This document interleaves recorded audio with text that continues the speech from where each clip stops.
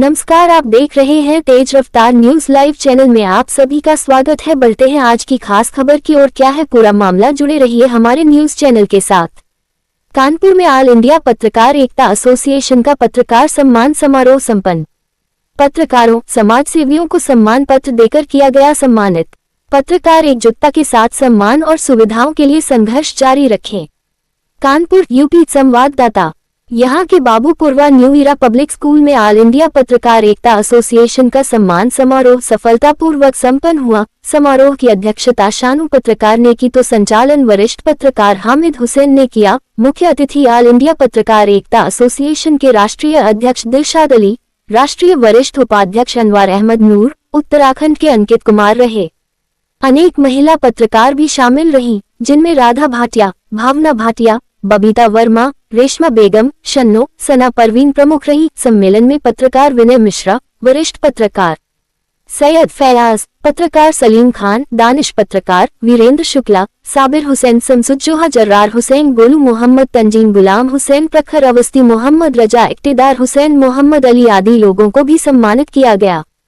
Programme में नगर के गणमान्य नागरिकों, समाजसेवियों और वरिष्ठ पत्रकारों ने भाग लिया। सभी को ऑल इंडिया पत्रकार एकता एसोसिएशन की ओर से सम्मान पत्र प्रदान किए गए तथा फूलमालाओं से स्वागत किया गया। प्रोग्राम का आयोजन आमिर हुसैन ने किया। ऑल इंडिया पत्रकार एकता एसोसिएशन के कानपुर जिला पदाधिकारियों को नियुक्त किया गया।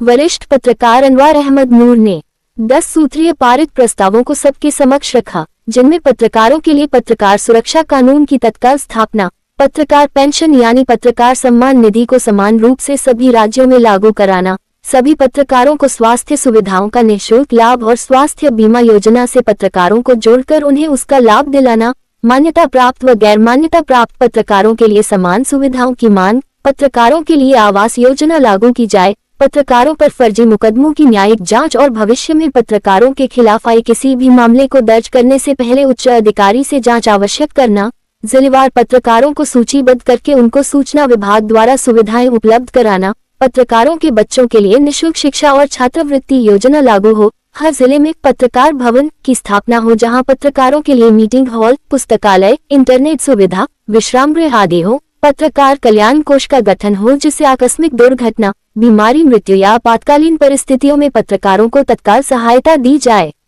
ये कोष पारदर्शी और पत्रकार संगठनों की निगरानी में चले। पत्रकारों को निःशुल्क यात्रा और टोल टैक्स से छूट का लाभ मिले। इसके अलावा सरकारों ने मीडिया की जिन सुविधाओं को समाप्त किया है उन्हें तुरंत बहाल किया जाए आदि है। इन मांगों को सरकारों से तुरंत पूरा करने को कहा गया है। मुख्य अतिथि दिलशाद अली ने पत्रकारों को एकजुट होकर संगठन को मजबूत बनाने का आग्रह किया।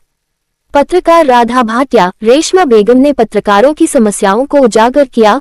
शब्बीर अंसारी ने पत्रकारों को एकजुट होकर SIR में सहयोग करने तथा जनता की समस्याओं को उठाने की बात कही। प्रोग्राम की सफलता के लिए हामिद हुसैन ने सभी का आभार व्यक्त किया। कैमरामैन बबीता वर्मा के साथ संपादक हामिद हुसैन की रिपोर्ट।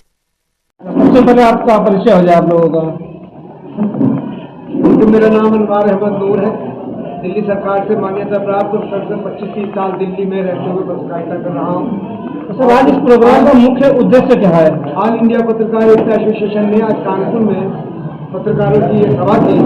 इसका मुख्य उद्देश्य जो है वो पत्रकार एकता के साथ साथ पत्रकारों के लिए जो सुविधाएं खत्म हो गई हैं या पत्रकारों के लिए जो सुविधाएं मिलनी चाहिए उनको उठाना और सरकार तक पहुँचाना और उनको मनवाना हमारा उद्देश्य है, ताकि यहाँ के लोग भी पत्रकार हमसे जुड़े और ये बात आगे तक पहुँचे। लगातार पत्रकारों के ऊपर हो रहे मुकदमे शोषण को लेकर जैसा आज आपने कहा है कि उनकी आवाज को हम बुलंद करेंगे, आवाज उठाएंगे, तो कितना असरकारक मानते हैं इन सब मामलों को?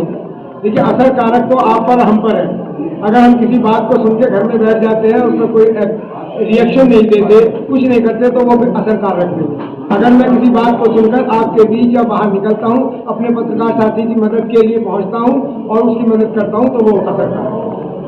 एक बात आपने भी पत्रकारों के ऊपर शोषण का अधिकतर लेनदारी का आरोप लगता है जी। जैसा आपने कहा कि अगर पत्रकार कहीं जाते हैं तो जाहिर सी बात है उनके भी अपने खर्चे होते हैं, उनको लेकर अनेकल आरोप लग जाते हैं। इस वक्त किस तरह से काम किया जा रहा है?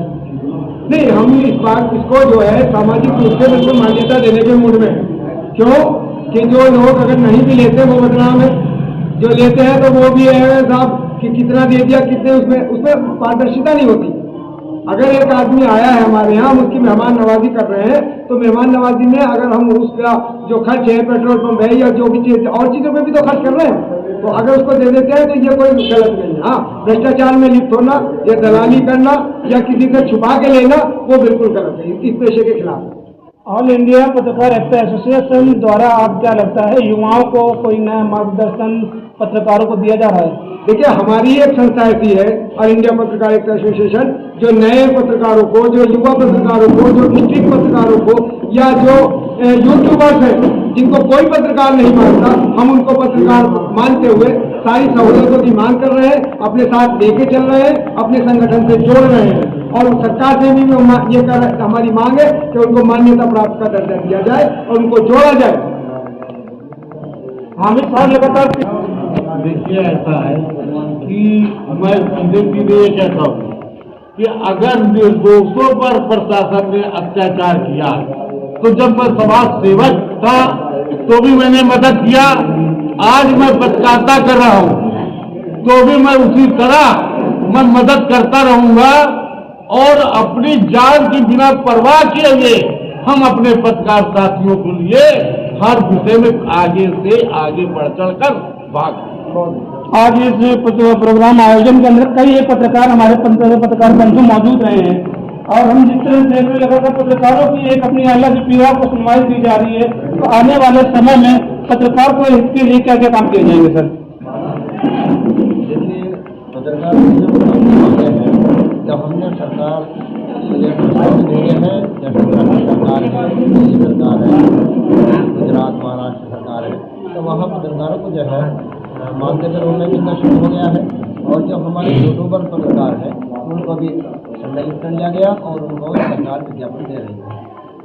और इसके अलावा हमारे जितने भी पत्रकार बंधु जो ऑल इंडिया पत्रकार एकता एसोसिएशन में जुड़े हुए हैं और जो नहीं भी जुड़े हुए हैं, हमने पूर्व में भी ये काम किया था कि घटना घटित हो गई तो सबसे पहले हमारी आवाज़ बंद हुई है, चाहे वो ऋषिकेश का मामला हो, चाहे वो देहरादून का मामला हो, चाहे मथुरा का मामला हो, चाहे कानपुर का मामला हो, या इसके अलावा लखनऊ का मामला हो, अन्य झांसी का मामला हो, अभी अलीगढ़ का मामला मेरे सामने आया अभी अभी बैठे हुए, तो हमने सबसे पहला आवाज़ उठाई है और हम किसी भी पत्रकार को दबने नहीं देंगे और हम उसके लिए कम से कम